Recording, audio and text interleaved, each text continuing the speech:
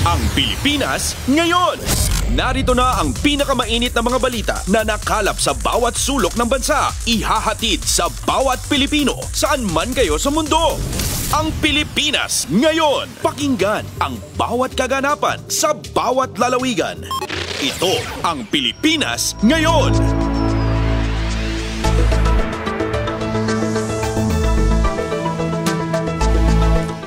Magandang araw sa ating mga tagapakinig. Welcome po muli sa ating programang Ang Pilipinas Ngayon.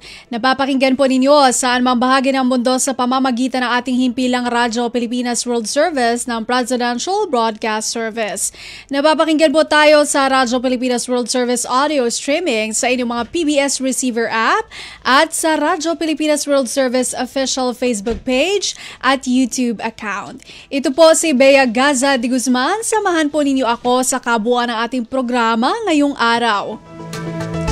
Kapapalooban pa rin po ng mga panayam, mahahalagang balita mula dito sa ating bansa kasama ng mga segmentong business, sports, showbiz at ang mga ulat mula sa iba't ibang rehiyon ng Pilipinas.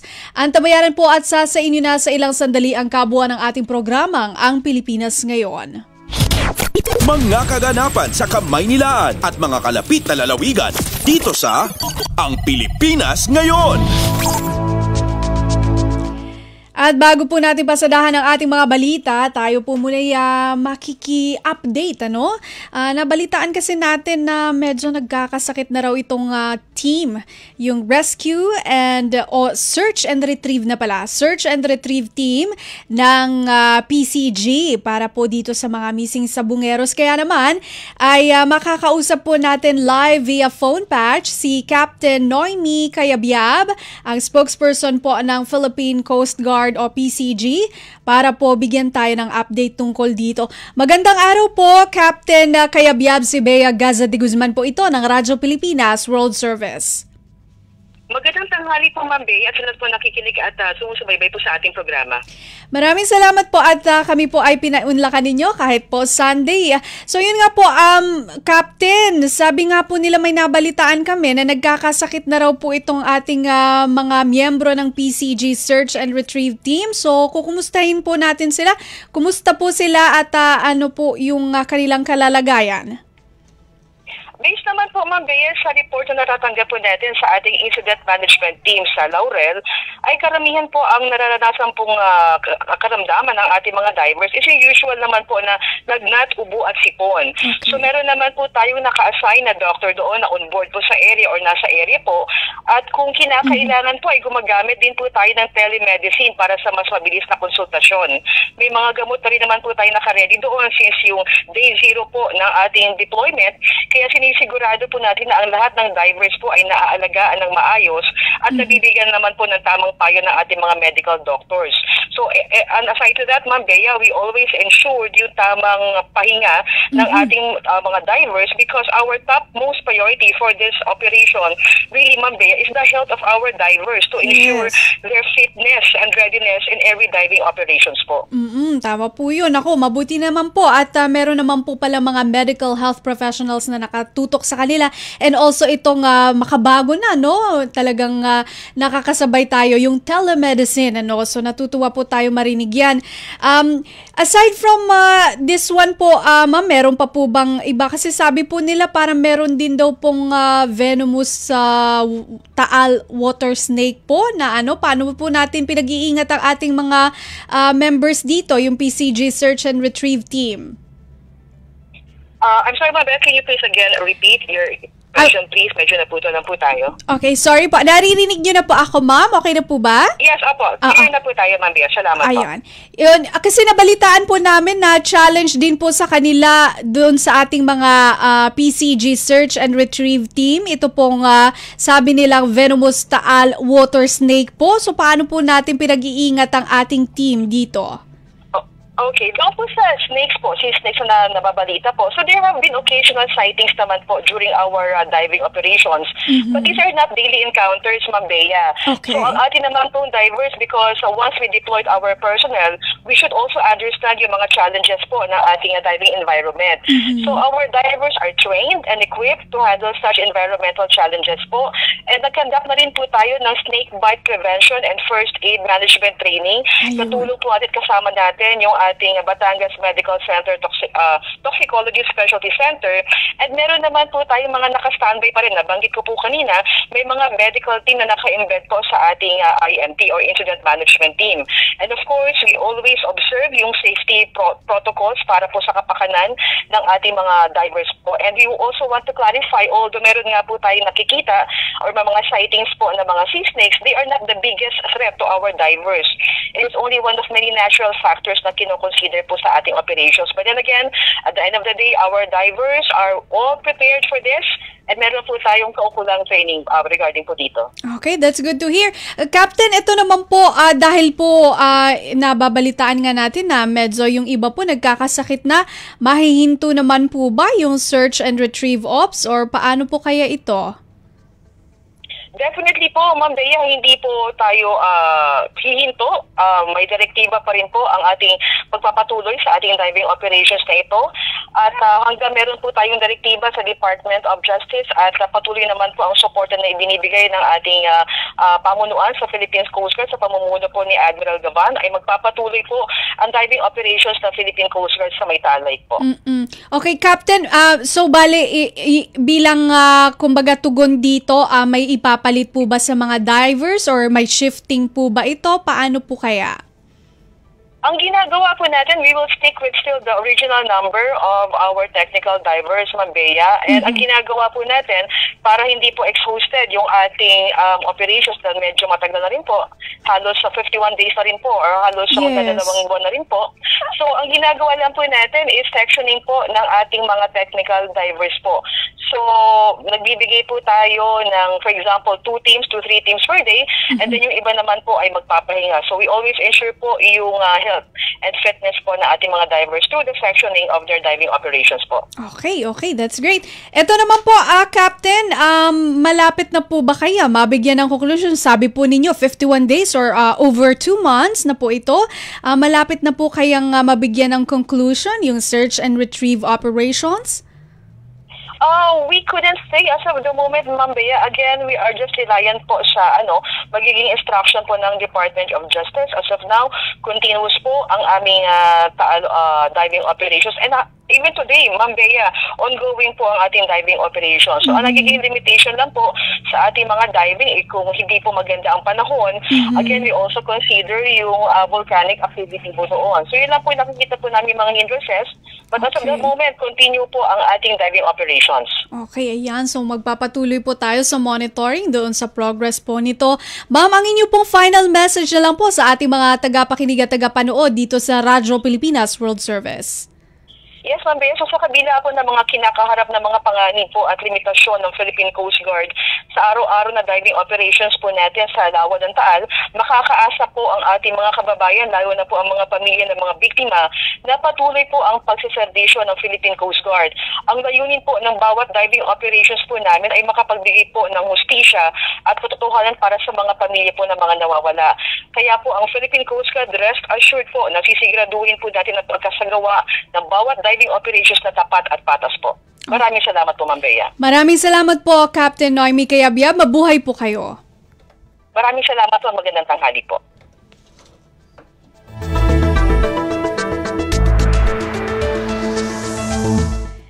Okay, yan po si Captain Noemi Cayabyab, ang spokesperson po ng Philippine Coast Guard o PCG na nagbigay po sa atin ng update sa estado po at kalalagayan po ng ating PCG Search and Retrieve Team dahil nga nababalitaan natin na medyo nagkakasakit na sila pero tiniyak ni Captain Cayabyab na magpapatuloy po ang Search and Retrieve Operations at syempre ay kabahagi po ang PCG sa paghahanap po ng katarungan at hustisya lalo na po para sa mga pamilya po nitong biktima ng missing sa Bongeros. At sa pagpapatuloy po ng ating balitaan, Patuloy na hinihikayat ng Malacanang ang publiko na isumbong sa Pangulo ang mga anomalya at korupsyon na nakikita nila sa kanilang paligid. Kaugnay nito ang pag-expose ng mga netizens sa marangyang pamumuhay ng mga pamilya at kaanak ng mga kontraktor na sangkot sa korupsyon ng mga maaanomalyang flood control project. Ayon kay Communications Undersecretary at Palace Press Officer Claire Castro, nais ni Pangulong Ferdinand R. Marcos Jr. na magkaisa at magtulong-tulong ang pamahalaan at mga mamamayang Pilipino na isiwalat at sawatain ang anumang uri ng korupsyon sa ating bansa. Yan naman din po talaga ang naisin ng Pangulong Marcos Jr. na lahat-lahat po tayo ay magtulungan upang masawata itong mga korupsyon na ito. At hindi lamang po ang gobyerno, ang pamahalaan ang dapat kumilos, kundi ang taong bayan na nakakaalam ng mga nangyayari sa paligid nila. So mas maganda po talagang isumbong nila sa Pangulo itong mga ganitong klaseng insidente at kondisyon. Si Communications Undersecretary at Palace Press Officer Claire Castro. Kumpleto, detalyadong balitaan, di papahuli sa mahahalagang kaganapan. Kamustahin ang inang bayan, ang Pilipinas ngayon. Kinokondena ni Pangulong Ferdinand R. Marcos Jr. ang anumang karahasang nagaganap kaugnay ng panggugulo o paggulong ng investigasyon hinggil sa kontrobersyal na mga flood control projects sa bansa. Sa Malacanang press briefing, irihayag ni Communications Undersecretary at Palace Press Officer Claire Castro na suportado nila ang investigasyon sa insidente ng pamamaslang sa isang kontraktor sa Negros Oriental upang malaman ang punot dulo nito. Giniit naman ni Castro, nais ni Pangulong Marcos Jr. na mapanagot at makasuhan ang mga may sala. Anya, iniutos din ng Pangulo na seryosohin ng pambansang pulisya ang pagtutok sa kaso habang tinitiyak na maiwasan ang mga krimen na pwedeng mangyari kaugnay sa pag-iimbestiga sa mga flood control project. Alam naman natin kung ano ang nais ng Pangulo. Makasuhan ang dapat makasuhan, mapanagot ang dapat na mapanagot, at ipag-uutos pa rin ng Pangulo na dapat na seryosohin ito lalo na ng mga PNP para maiwasan kung anumang krimen ang maidudulot nito kaugnay sa pag-iimbestiga sa flood control projects. Si Communications Undersecretary at Palace Press Officer Claire Castro. Pasada ng mga balita mula sa Pilipinas para sa mga Pilipino saan man sa mundo. Ang Pilipinas ngayon. May lumapit na potensyal na whistleblower kay Justice Secretary Jesus Crispin Remulla kaugnay sa Ghost Flood Control Projects. Ayon kay Remulla, sa pamamagitan nito ng isang abogado na isa sa 15 kumpanya na pinangalanan ni Pangulong Ferdinand R. Marcos Jr. na nakakuha ng pinakamalalaking flood control projects sa bansa. Ibinunyag ng naturang abogado kay Remulla ang mga nalalaman ng whistleblower kaugnay sa isang ghost flood control project sa Central Luzon na nagkakahalaga ng 5 bilyong piso. Handaan niya ang abogado na makipagtulungan at isiwalat ang lahat ng nalalaman sa ghost flood control project tulad ng modus, hatian hanggang sa kickback. Bukas naman ang Department of Justice sa iba pang nais maging whistleblower at tiniyak ang seguridad at proteksyon mula sa gobyerno. Kumpleto, detalyadong balitaan, di papahuli sa mahahalagang kaganapan. Kamustahin ang inang bayan, ang Pilipinas ngayon. Samantala, pag-aaralan ng Malacanang ang ihahain na panukalang batas kaugnay ng pagbabawal sa mga kontraktor na sangkot sa isyu ng flood control project sa bansa.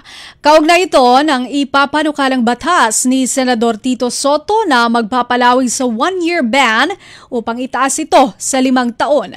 Ayon kay Communications Undersecretary at Palace Press Officer Claire Castro, hihintayin muna nila ang detalye ng panukalang batas para mapag-aralan lalo pat para sa kapakanan ng mga mamamayan at mga inosenteng negosyante. Tignan po natin muna kung ano magiging detalye ng igagawing batas ni Senator Tito Soto para po mapag-aralan mabuti. Ito naman po ay para din sa bayan at para din naman sa mga negosyante na inosente naman sa mga ganitong klaseng sitwasyon.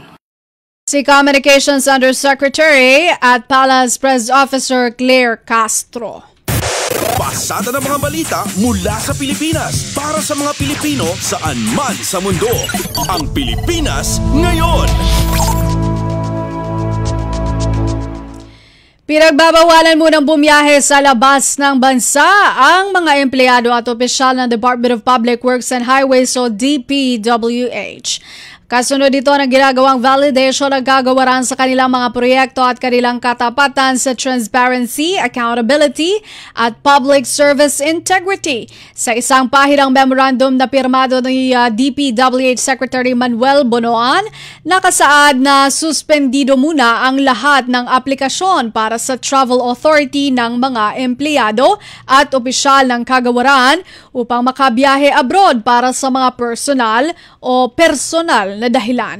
Ngunit papayagan na mag-leave ang mga opisyal at empleyado ng kagawaran para naman sa kadahilan ng medikal. Epektibo ang suspensyon hanggang Nobyembre ng taong ito, maliban na lamang kung magkakaroon ng dahilan para bawiin o palawigin ang suspensyon. Kumpleto, detalyadong balitaan, di papahuli sa mahahalagang kaganapan. Kamustahin ang inang bayan, ang Pilipinas Ngayon.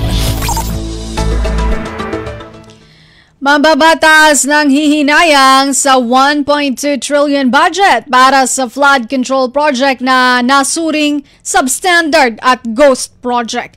Si Kathleen Forbes sa balita.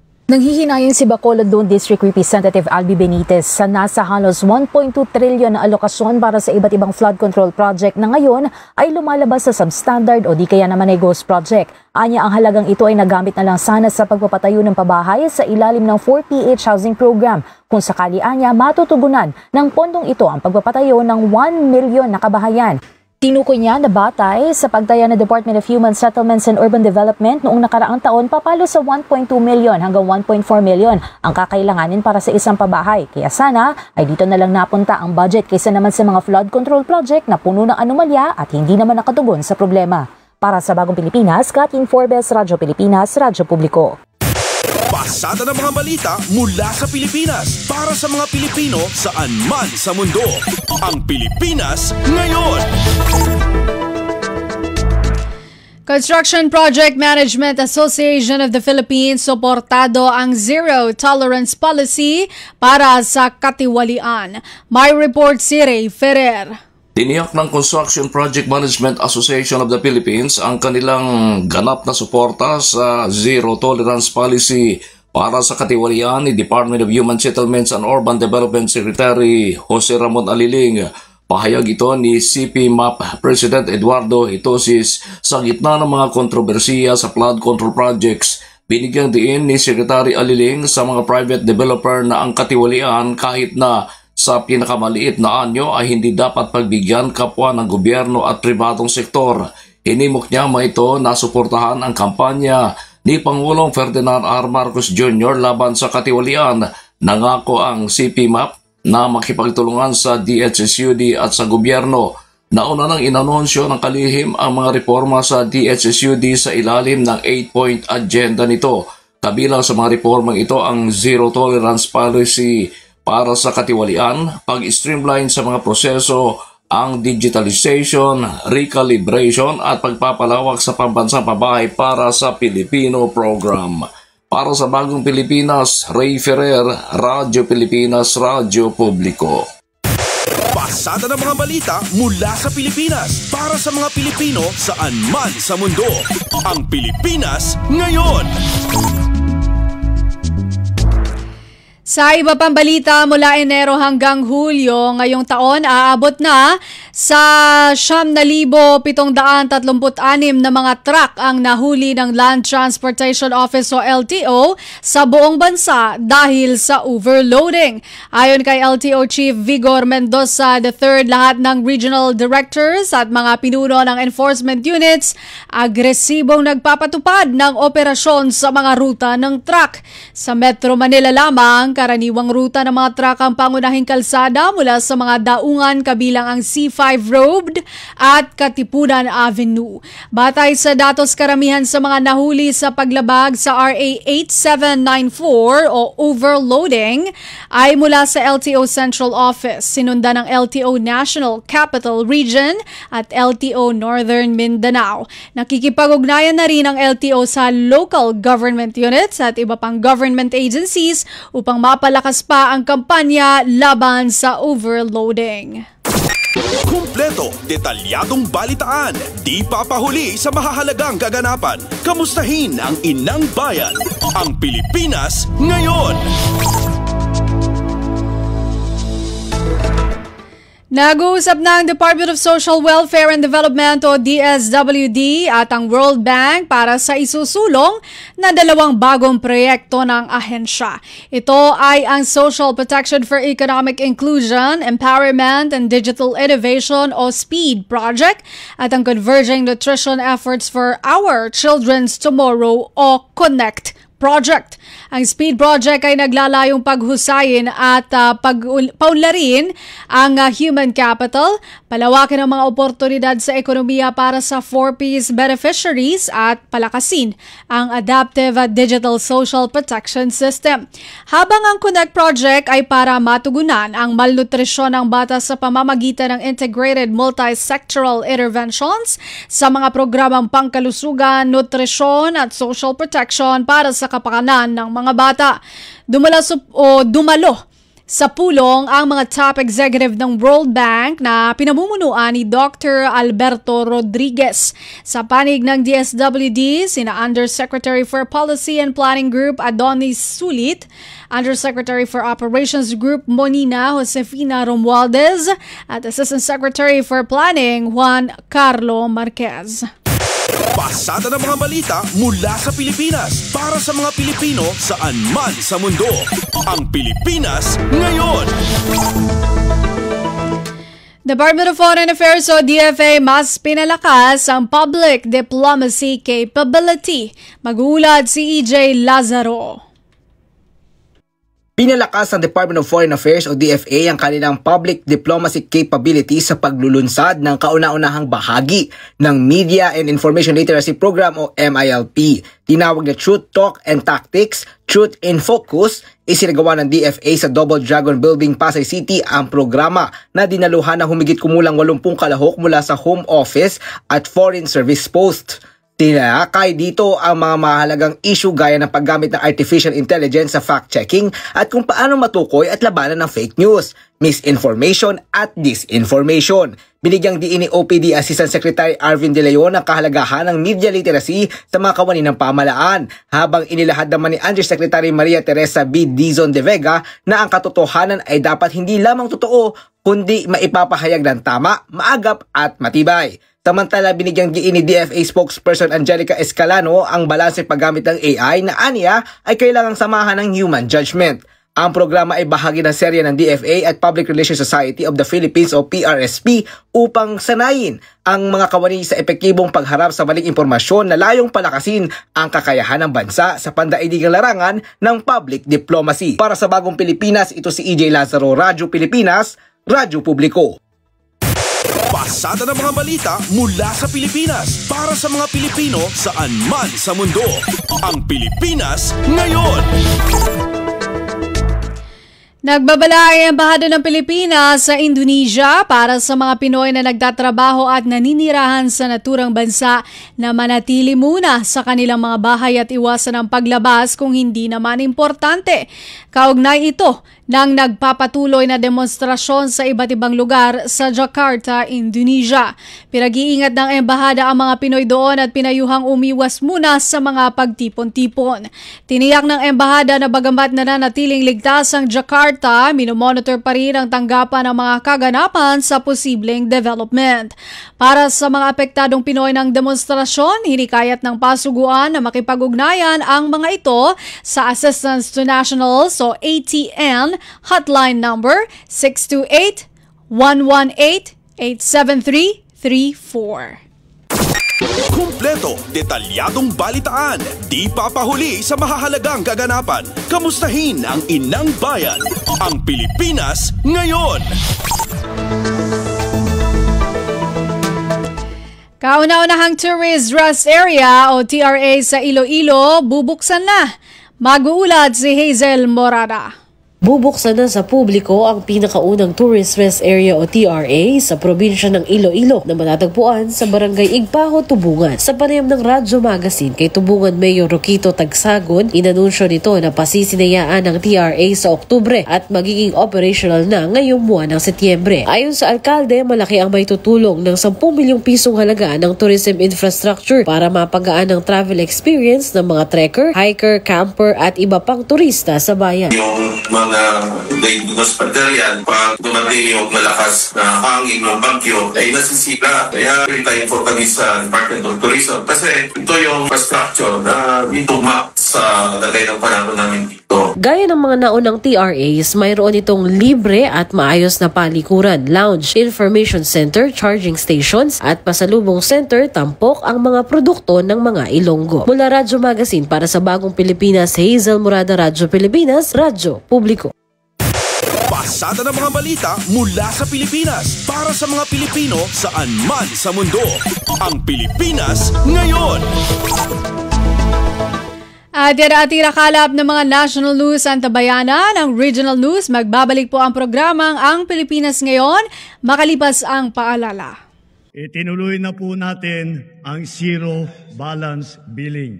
Libre po. Ibig sabihin, ang serbisyo sa basic accommodation sa ating mga DOH na ospital, wala nang babayaran ang pasyente. Po, ang dami pong challenge, hindi po namin alam kung saan namin kukunin, ganon, nag-iisip kung paano namin mababayaran. Siyempre po, masayang-masaya, super saya po dahil na zero billing po kami. Opo, malaking ano po talaga, malaking tulong po. Mabilis lang din po. Bayad na ang bill ninyo. Uulitin ko, wala nang kailangan bayaran ng pasyente basta sa DOH Hospital dahil bayad na po ang bill ninyo. Naiyak ako kasi sobrang saya. Maraming salamat po, Mr. President Bongbong Marcos Jr. Hindi kami nagkamali ng taong ihinalal.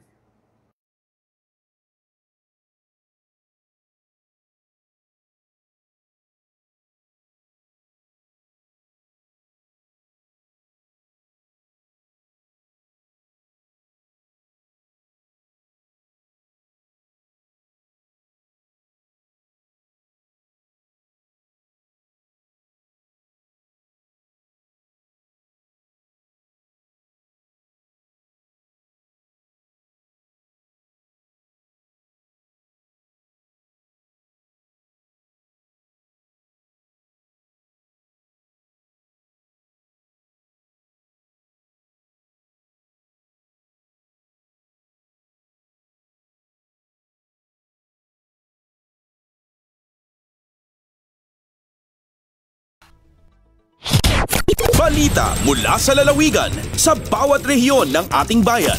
Dito sa Ang Pilipinas Ngayon.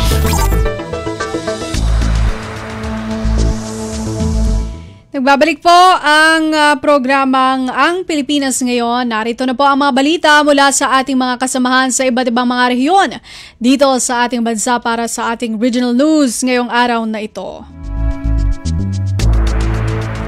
PhilGAP promotion sa Rehiyon 2 mas pinalakas ng Department of Agriculture Regional Office 2 o DARFO 2 si Dina Villacampa ng RP Tugigaraw sa report. Mas pinasikan na Department of Agriculture Regional Field Office 2 ikampanya data papaatan ng takalidad na produktong agrikultura tarayon yaw ay pag-organisada ta advokasya ni Presidente Ferdinand R. Marcos Jr. andre ni Secretary Francisco Chu Laurel ipangitutuba ta safe andre de kalidad nga makmakan. Yaw yari Good Agriculture Practices Information Caravan cum awarding and recognition na PhilGAP certified farms ta probinsya. Taufo na tuloy-tuloy na implementasyon na Philippine National Standards Code of Good Agriculture Practices of PhilGAP, mas pinasikan na yaw i-impormasyon na pangitutuba ta dorob ante doban na iminakusetsa ira nga tunugan iproseso ta pabula tapeno iga safe na makmakan ira. Tapeno mas makakala ta suporta maggafu ta minakusetsa ira tayaw nga programa nang iyawa ira ta award ta minakusetsa ira na mangitpapatupal ta good agricultural practices. Yaw ay tapeno masiguro na ngamin nga magatang nga makmakan tariyon ay safe entre de kalidad laman. Yato ni balita nagafu ta syudad ng Tugigaraw yaw si Dina Tudaw Villacampa para ta Radyo Pilipinas World Service. Balita mula sa lalawigan sa bawat rehiyon ng ating bayan. Dito sa Ang Pilipinas Ngayon. Maraming salamat kay Dina Villacampa. Violence Against the Elderly Ordinance isinusulong sa Konseho ng Baguio City upang tulungan ang mga inaabusong nakakatanda. Magbabalita si Joseph Cabanas sa RP Baguio. Panggap ni Baguio City Councilor Betty Lourdes Tabanda amang putar iti ordinansa mainaig iti violence against the elderly. Sigun kan kuana madaman iti panaka adal tinasao nga banag sakbay ama isingasing na ito'y iti konseho ti syudad. Kinunati konsehal insingasing na daytoy gapo iti kabadasan dagiti sumagmamano at nataengan ama parparigat iti uneg mismo iti pagtaengan da. Inbinglay na pay nga adda dagiti elderlies ti mapilpilitan nga agbalin nga house helper wenno katulong gapo iti saan apan nakaipaay kadakwada ti umno at taripato manipod kadagiti anak dawen no apo ko da. Kinuna ni Tabanda nga adda ti maararamid nga home for the elderly sa Jay Irisan, Baguio City. Adda meten ti nailatang asagasot a milyon a pisos para iti detoy. Sa nga 10 a milyon a pisos para iti site development. 20 milyon para iti pannakarugiti operasyon ken 70 milyon para iti konstruksyon ti pasdag. Manipod dito'y Radyo Pilipinas Baguio. Siyak ni Joseph Cabanas, Radyo Pilipinas World Service. Balita mula sa lalawigan sa bawat rehiyon ng ating bayan. Dito sa Ang Pilipinas Ngayon. Maraming salamat, Joseph Cabanas. Aerial inspection isinagawa ng 9th Infantry Division sa Catanduanes bilang paghahanda sa interoperability exercise. Si Rosie Nieva ng RP Virac sa balita. Nagkondusir nin aerial inspection si Major General Aldwin Almase, Commander kang 9th Infantry Division nga ning syertuhon ang preparasyon kan Catanduanes para sa nakatalaan na interoperability exercise kan Philippine Army as in Philippine Air Force sa Setyembre. Sa report kang Catanduanes Provincial Information Office, kinakarkulong 11,000 tauhan gikan sa Philippine Air Force as in 9th Infantry Battalion kan Philippine Army ang mapartisipar sa 5 aldaw na aktibidad. Obheto kan IOX na pakusugon ang combat readiness, particular sa air-to-ground coordination, as in pakusugon ang operational synergy kan duwang sangay kan AFP. Kabali sa mga tututukan sa nasambitan ng training, ang military free fall, fast rope infiltration and extraction system, as in special infiltration and extraction system drills, mga operasyon na nakatuon sa marikas na deployment, as in extraction gikan sa hovering aircraft para sa mga misyon sa hararayong mga kagubatan o ibabaw nin katubigan o dagat. Gikan sa RP Virac, ako si Rosie Nieva para sa Radyo Pilipinas World Service. Balita mula sa lalawigan sa bawat rehiyon ng ating bayan. Dito sa Ang Pilipinas Ngayon. Maraming salamat, Rosie Nieva. Digital technology katuwang ng isang barangay sa Lapu-Lapu City sa pagsisilbi sa kanilang lokalidad. Detalye mula kay Jessa Agua Ilala ng RP Cebu. Gihangop sa Barangay Gunob, sakop sa Dakbayan sa Lapu-Lapu ang teknolohiya isip katimbang sa pagpadangat sa serbisyo. Gilusad niini ang Barangay Integrated System nga konektado sa Department of the Interior and Local Government kun DILG, diin gilaraw nga mahimong mas paspas ug hanay ang pag-alagad sa barangay. Matod ni Barangay Kapitan Carl Steven Wiggle, dako og paglambo ang pagbalhin gikan na sa manual ngadto sa digital processing ang operasyon sa ilang barangay tungod mas paspas na ang pagkumpleto sa mga administratibong tahas. Gikan sa paghuwat og pila ka adlaw, makompleto na ang maong admin task, sulod lamang sa pipila ka minuto. Kini mo'y gibida sa Barangay Kapitan atul sa gipahigayong Victor 13th Visayas ICT Conference sulod sa Hoops Dome nga anaan na himutang mismo sa Barangay Gunob, Lapu-Lapu City. Dugang ni Kapitan Wiggle ang paghangop sa digital technology na katabang sa barangay nga makamenos sa oras sa pagproseso sa dokumento, mas accurate o tumbok ang datos o recording, ingon man ang paspas nga pagtubag sa emerhensiya. Gikan sa RP1 Cebuja sa Agua Ilanan para sa Radyo Pilipinas World Service. Balita mula sa lalawigan sa bawat rehiyon ng ating bayan. Dito sa Ang Pilipinas Ngayon. Maraming salamat, Jessa Agua Ilanan. Masasarap na pagkain tampok sa Calle Real Night Market sa Iloilo City na bahagi rin ng Charter Day celebration sa lungsod. Mag-uulat si Emmy Santiagudo ng RP Iloilo. Manamit nga pagkaon ang gintanyag sa tatlo ka adlaw nga Calle Real Street Night Market sa Iloilo City nga kabahin man sang selebrasyon sang ika-88 nga Charter Day celebration sang syudad. Ang tatlo ka adlaw nga Calle Real Night Market nag-umpisa sang Biyernes Agosto 29 kag magalawid tubtub Agosto 31. Yara sa 70 ka mga stalls ang nagpasakop sa night market kag nagtanyag sang sikat nga Ilonggo cuisine, local restaurants, street food, flower vendors, souvenir shops kag iban pa. Nagpasundaig man sang ila performances ang pila ka mga Ilonggo folk dancers, musicians kag aspiring Ilonggo singers sa ginhiwat nga Rising Videoke Contest. Kabahin lang ini sa pagsuporta sang titulo sang syudad nga UNESCO Creative City for Gastronomy. Nagikan sa Iloilo, Emma Rose Santiagudo para sa Radyo Pilipinas World Service. Balita mula sa lalawigan sa bawat rehiyon ng ating bayan. Dito sa Ang Pilipinas Ngayon. Maraming salamat kay Emmy Santiagudo. Philippine Deposit Insurance Corporation o PDIC nagsagawa ng forum sa Davao City para ipaunawa ang kahalagahan ng pag-impok sa bangko. Narito ang report ni Armando Finiquito ng RP Davao.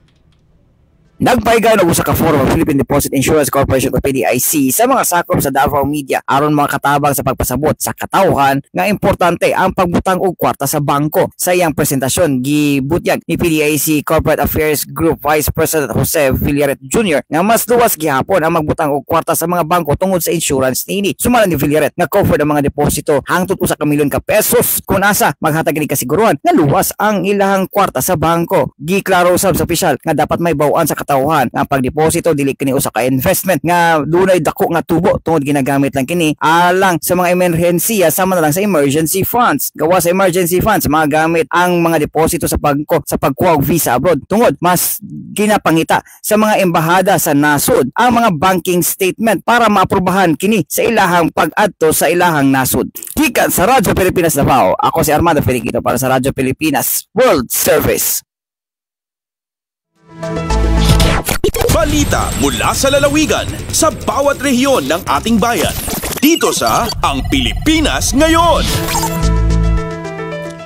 Bangsamoro Autonomous Region in Muslim Mindanao BARM Marawi Rehabilitation Program, pinapaigting palalo ang kanilang serbisyo para sa mga internally displaced persons ng Marawi. Magbabalita si Alwidad Bashir ng RP Iligan. Yang kay opisina Bangsamoro Autonomous Region in Muslim Mindanao Marawi Rehabilitation Program na miadinsiran sa training para kung mga inpadayra ng mga frontline workers para kukip dunay nirang kung mga programa agu serbisyo kumabang sa tanwa amya maguyag anta ka internally displaced person so IDPs. Si sagyang kayem yang ay po sa gawin na miadinagyong kutuwa customer service training para kumabang sa tanwa gumagalbak sa opisina a BARM MRP. Isa kung mga miyang guluan Human sa giyong koto amya aluya training na sudin so lukas agari agubang sa tano a member of the parliament. Said Shaikh, program manager a Barm MRP. Kabusayan pi Shaikh na mala ikipantag so klase o serbisyo apkibgay yung mga empleyado ang masasanganiran so front desk. Antaka sa mga paganay kuma o mga kliyente sa opisina. Yung kotokon ni Map Muntalo intero a opisina. Itataros din na opisina Barm MRP sa pitibarangan ng mga programa Iran para kukapakabuhi o mga internally displaced persons sa Ingdeno Islamic City of Marawi, makanggugulalan sa Office of the Chief Minister of Bangsamoro Region. Makapopon sa Iligan City sakan si Alwidad Bashir para sa Radyo Pilipinas World Service. Balita mula sa lalawigan sa bawat rehiyon ng ating bayan. Dito sa Ang Pilipinas Ngayon. Maraming salamat, Alwidad Bashir. Narinig po ninyo ang mga balita mula po sa iba't ibang lalawigan dito sa Pilipinas. Sa pamamagitan po ng ating regional news, susunod po ang anitang balitang negosyo at kalakalan at balitang pampalakasan. Hatid sa atin ni Leo Magpayo sa pagbabalik po yan ang programang Ang Pilipinas Ngayon makalipas ang mga paalala.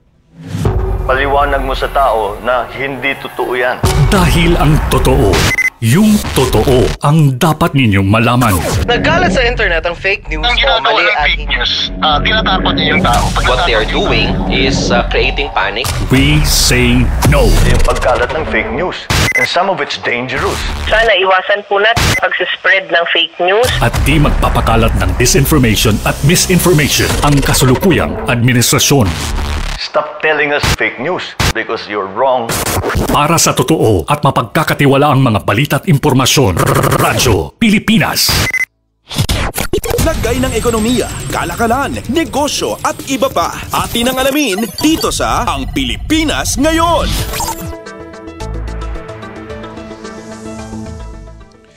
At nagbabalik po ang ating programang Ang Pilipinas Ngayon. Samantala, narito naman po ang balitang negosyo at kalakalan. Ikinatuwa ng Bangko Sentral ng Pilipinas o BSP ang positibong pagsusuri ng credit rating agency na Moody's hinggil sa kakayahan ng bansa sa external access makakuha ng pondo mula sa labas ng bansa. Ayon sa ulat, nananatiling matatag ang access ng Pilipinas sa lokal at pandaigdigang pamilihan ng pananalapi bukod pa sa sapat na foreign currency reserves, bagay na makatutulong sa ekonomiya sa harap ng pabago-bagong galaw ng global capital. Ang pinakahuling assessment ng Moody ay kasunod ng kanilang pagbigay ng Baa2 rating o Moderate Credit Risk at Stable Outlook noong Agosto 2024. Nitong katapusan ng Hulyo 2025, ang gross international reserves ng bansa ay nasa $105.4 billion, katumbas ito ng 7.2 buwang halaga ng imports at nasa 3.4 times short-term external debt ng bansa base sa residual maturity. Sa isang pahayag, sinabi ni BSP Governor Eli Remolona Jr. na gumawa ng sapat na reserves at policy space ang Pilipinas para ma-absorb ang external shocks na naging sanhi para mamintina ang katatagan ng ekonomiya ng bansa kahit sa mga oras na may global uncertainty. Ipinunto din ng Moody ang mas malawak na paglago ng ekonomiya ng bansa na mas mataas kumpara sa mga kasama nito sa rehiyon. Sa unang bahagi ng 2025, lumawak ang Gross Domestic Product o GDP ng bansa sa 5.4% year-on-year. Ito ay nasa linya sa pagtaya ng Moody sa isang buong taon na 5.7% para sa 2025 at nasa loob ng target range ng gobyerno na 5.5 hanggang 6.5%. Lumago ang ekonomiya ng bansa sa gitna ng patuloy na pagpapadala ng pera mula sa mga overseas Filipino na umabot sa $16.75 billion sa unang kalahati ng taon. Tumaas ito ng 3.1% kumpara sa kaparehong panahon nitong nakalipas na taon. Lagay ng ekonomiya, kalakalan, negosyo at iba pa. Atin ang alamin dito sa Ang Pilipinas Ngayon. Lumago ang kalakalan ng produktong agrikultura ng Pilipinas at ang kanyang trading partners ng 12.4% year-on-year sa $2.5 billion nitong Hulyo, kung saan umakyat ng double digits ang kapwa exports at imports. Ayon sa preliminary data ng Philippine Statistics Authority o PSA, ipinakita nito na ang halaga ng two-way agricultural merchandise trade sa Hulyo ay tumaas ng $2.3 billion nitong Hunyo at $2.2 billion noong Hulyo ng nakalipas na taon. Ang annual growth rate ay bumilis mula sa 6.6% noong nakalipas na taon, subalit bumagal mula sa 13.1% noong Hunyo.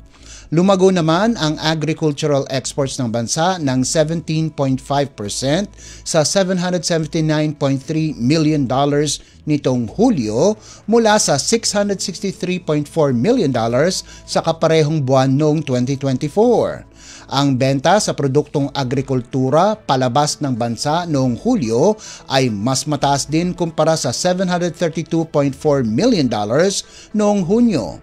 Nitong Hulyo, binubuo ng agricultural exports ang 10.6% ng kabuang export sales ng bansa na umabot sa $7.3 billion. Ang edible fruit and nuts at balat ng citrus fruit o melon ang nangungunang agricultural export ng Pilipinas noong Hulyo, kung saan ang bentahan overseas ay tinatayang nasa $246.2 million kumpara sa $160.9 million noong 2024. Ang mga produktong ito ay bumubuo ng 31.6% ng kabuang agricultural exports nitong Hulyo.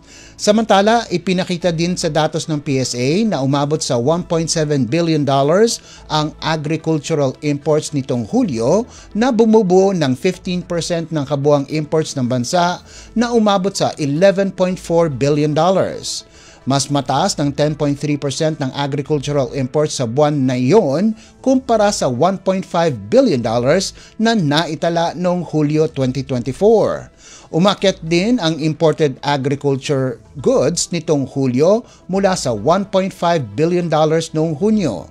Ang nangungunang imported agricultural commodity sa simula ng ikalawang kalahati ng taon ay ang cereal na kinabibilangan ng bigas na may halagang $319.7 million nitong Hulyo, mas mataas kumpara sa $283.5 million noong nakalipas na taon. Binubuo ng cereal ang 18.7% ng kabuang agricultural imports nitong Hulyo. Lagay ng ekonomiya, kalakalan, negosyo at iba pa. Atin ang alamin dito sa Ang Pilipinas Ngayon. Inaasahan na tataas muli ang presyo ng mga pangunahing produktong petrolyo sa bansa itong darating na linggo dahil na rin sa mga issue sa supply ng langis. Sa isang pahayag, sinabi ni Jetty Petroleum President Leo Bellas na nakikitang tataas ng 80 sentimo hanggang piso ang presyo ng diesel kada litro at 40 sentimo hanggang 60 sentimo kada litro naman sa presyo ng gasolina. Sinabi ni Bellas na ang presyo ng krudo at refined fuel ay bumawi nitong nakalipas na linggo dahil sa inaalalang paputol-putol na supply pagkaraan lumakas ang pag-atake ng Russia at Ukraine sa kani-kanilang energy infrastructure at pangamba sa mga panibagong sanction ng Estados Unidos sa Russia at mga bumibili ng krudo sa Russia na maglilimitan ng supply sa buong mundo. Binigyan din ni Bellas na inaasahan na ang demanda mula sa Amerika ay posibleng bumaba pagkaraan ang pagtatapos ng summer driving season na lalong nagpapataas ng presyo ng langis. Dagdag ni Bellas na ang pagpataw ng panibagong taripa sa India ay nakadagdag din ng di katiyakan sa supply ng langis. Inaasahan na sa Lunes ay maglalabas na ng pinal na presyo ang mga kumpanya ng langis at sa Martes ay ipatutupad na ang taas singil sa presyo ng mga produktong petrolyo. Lagay ng ekonomiya, kalakalan, negosyo at iba pa. Atin ang alamin dito sa Ang Pilipinas Ngayon. At yan po ang ating balitang negosyo at kalakalan. Samantala, antabayanan nyo naman po ang ating segmentong sports balita. Yan po sa pagbabalik ng ating programang Ang Pilipinas Ngayon, pagkalipas lang po ng ilang paalala. Uy, nabiktima ka na ba ng fake news sa panahon ng digital media? Learn how to spot fake news. Check the source. Kung di legit, dapat magduda. Check the purpose. Informative or troll post at clickbait lang. Check the ownership.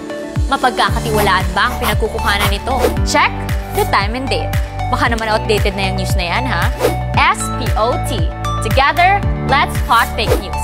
Tiyakin ang katotohanan, fake news ay labanan. A friendly message from PCO, DepEd, CHED, DSWD, DILG, PBS at Radyo Pilipinas. Updates at pinakahuling mga usapin sa mundo ng palakasan. Atin ang pakinggan dito sa Ang Pilipinas Ngayon. At nagbabalik po ang ating programang Ang Pilipinas Ngayon. Narito naman po ang sports balita. Ipaparada ng mga nakababatang players ng Gilas Pilipinas ang kanilang talento sa international stage kung saan sila ang kakatawan sa bansa sa FIBA Under-16 Asia Cup na gaganapin sa Mongolia mula Agosto 31 hanggang Setyembre 7. Nakakuha ng pwesto sa Asia Cup ang koponan pagkaraang dominahin ang Seyaba Under-16 qualifiers na ginanap nitong Mayo. Ang koponan ay binubuo nina Anduele Cabañero, Jolo Pascual, Gab de los Reyes, Ethan Tanchi, Travis Pascual, Justin Halyare, Evarain Cruz, Prince Carino, Jelo Lumage, Brian Orca, John Restificar at Jeremiah Antolin. Unang mga kalaban ng Gilas Pilipinas ay ang Chinese Taipei sa Agosto 31 at susundan ito kontra Indonesia sa Setyembre 1. Huling mga kalaban ng Gilas Youth ay ang New Zealand sa Setyembre 2. Ang tanging koponan sa bawat grupo na may pinakamaraming panalo sa katapusan ng pool phase ay direktang aabanse sa quarterfinals. Ang ikalawa at ikatlong koponan sa bawat grupo ay papasok sa qualification to quarterfinals round. Sa oras na kompleto na ang mga koponan sa quarterfinals, magtatapat naman sila sa knockout rounds. Ang pinakamataas na naabot ng Gilas ay noong 2013 kung saan nakuha ng youth ang silver medal. Updates at pinakahuling mga usapin sa mundo ng palakasan. Atin ang pakinggan dito sa Ang Pilipinas Ngayon.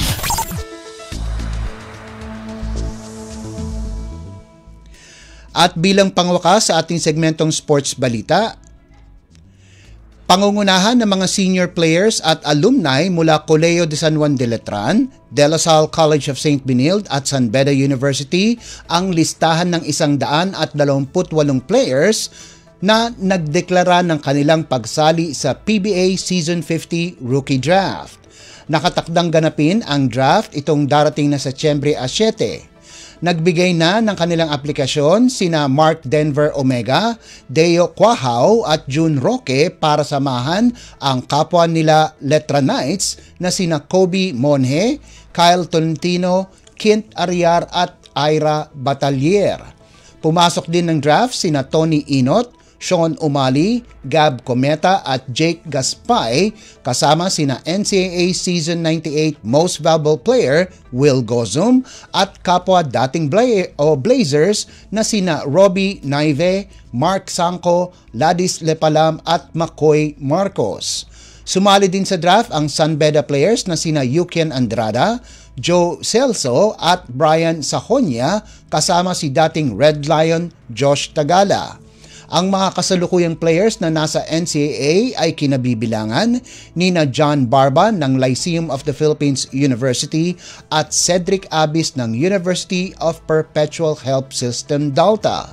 Sinamahan nila sina Juan Gomez de Leaño at Jason Brickman sa hangaring makapasok sa golden season ng liga. Ang pinal at opisyal na listahan ng draft applicants ay ilalabas sa oras na lahat ng requirements ay naibigay na. Updates at pinakahuling mga usapin sa mundo ng palakasan. Atin ang pakinggan dito sa Ang Pilipinas Ngayon. At yan ang pinakahuling balita sa larangan ng palakasan. Ito po si Leo Magpayo. Samantala, susunod naman po ang ating segmentong Balitang Artista na ihahatid sa inyo ni Steph Vicente. Yan po sa pagbabalik ng ating programang Ang Pilipinas Ngayon, pagkalipas lang po ng ilang paalala. Paliwanag mo sa tao na hindi totoo yan. Dahil ang totoo, yung totoo ang dapat ninyong malaman. Nagkalat sa internet ang fake news ang o mali ng at fake news. Tinatapon niyo yung tao. What they are doing is creating panic. We say no. Yung pagkalat ng fake news. And some of it's dangerous.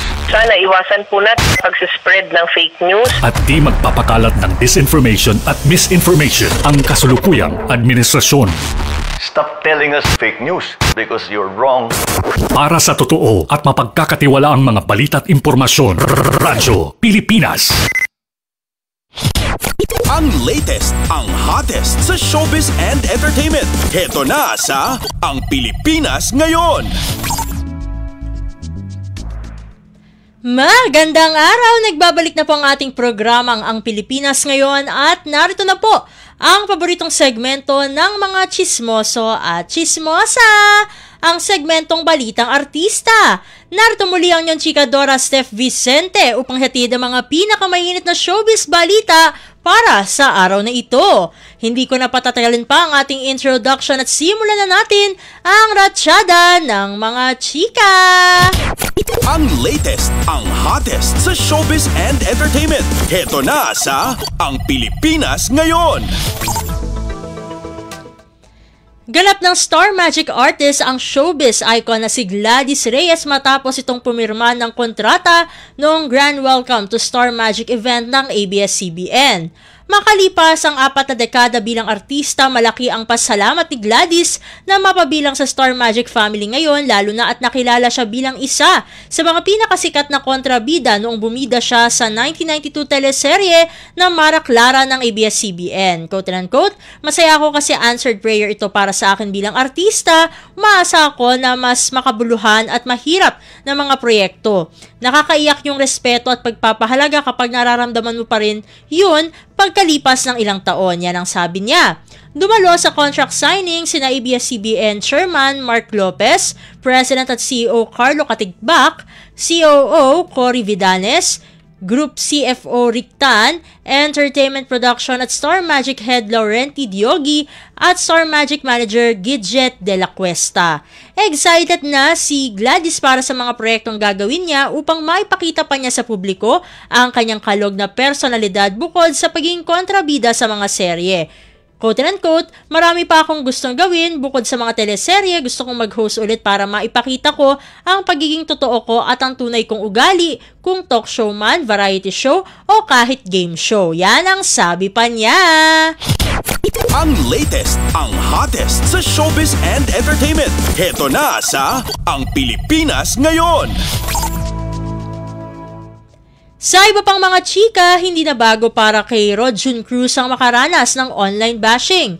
Madalas na nakararanas ng pambabash ang aktor at maging ang asawa niyang si Dayan Medina sa social media. Hanggat maaari ay hindi na lamang daw pinapatulan ni Rod Jun ang netizens na nagpupukol sa kanila ng mapanirang mga salita. Quote and unquote, ako po talaga kami ni Dayan, kinakausap ko siya kasi ang mga bashers, mga inggit yan eh. Wala naman silang ibang ginagawa sa buhay kundi mambash, magbaba ng mga tao. Yan ang bungad ni Rod Jun sa Fast Talk with Boy Abunda. May pagkakataon pang naakusahan ang aktor na ang misis umano ang sumusuporta at bumubuhay sa kanilang pamilya. Mas pinipili na lamang daw ni Rod Jun na manahimik dahil mas kilala nila ni Dayan ng isa't isa. Quote and unquote, alam namin yung totoo, alam namin yung hard work, saka si Dayan din syempre nag-start pa lang din siya mag-diet, binabash siya about sa weight niya sa lahat ng ginagawa niya. Pero yung wife ko kasi sobrang love na love ko siya at na-appreciate ko yung ginagawa niya for the family and hindi kasi nila alam kung ano yung hirap ng isang nanay, kung ano yung pinagdaraanan ng isang nanay. Yan ang paliwanag ng aktor. Ayon kay Rod Jun ay mas minahal niya si Dayan na magkaroon na sila ng mga anak. Hanga rin ng aktor sa pag-aalaga at pagmamahal na ginagawa ng misis para sa buong pamilya. 5 taong gulang na ang panganay nilang si Rodolfo Joaquin Diego, habang 1 taong gulang pa lamang ang bunsong si Maria Isabela Elizabeth. Ang latest, ang hottest sa showbiz and entertainment. Heto na sa Ang Pilipinas Ngayon. Naku, konti lang ang oras natin para sa ating segmentong Balitang Artista. Maraming salamat mga kachismis para sa inyong pakikinig sa ating segmento. Ako muli ang inyong chikadora Steph Vicente para sa Radyo Pilipinas World Service. Narito na pong muli ang ating kasamang si Bea Gaza de Guzman. Ang latest, ang hottest sa showbiz and entertainment. Heto na sa Ang Pilipinas Ngayon.